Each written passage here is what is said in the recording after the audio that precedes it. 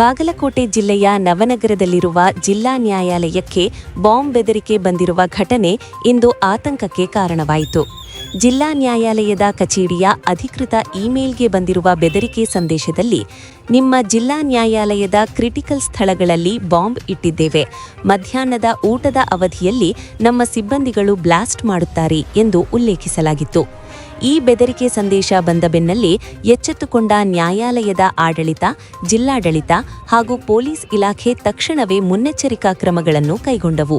ನ್ಯಾಯವಾದಿಗಳು, ಕಕ್ಷಿದಾರರು, ನ್ಯಾಯಾಲಯದ ನೌಕರರು ಸೇರಿದಂತೆ ಎಲ್ಲರನ್ನೂ ಸುರಕ್ಷತಾ ದೃಷ್ಟಿಯಿಂದ ನ್ಯಾಯಾಲಯದ ಹೊರಗೆ ಕರೆತರುವಂತೆ ಸೂಚನೆ ನೀಡಲಾಯಿತು.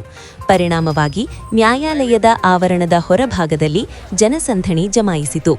ಭಯಭೀತ ವಾತಾವರಣ ನಿರ್ಮಾಣವಾಗಿದ್ದು, ಇಂದಿನ ದಿನದ ಎಲ್ಲಾ ನ್ಯಾಯಾಲಯದ ಕಾರ್ಯ ಮತ್ತು ಕಲಾಪಗಳನ್ನು ತಾತ್ಕಾಲಿಕವಾಗಿ ಸ್ಥಗಿತಗೊಳಿಸಲಾಗಿದೆ.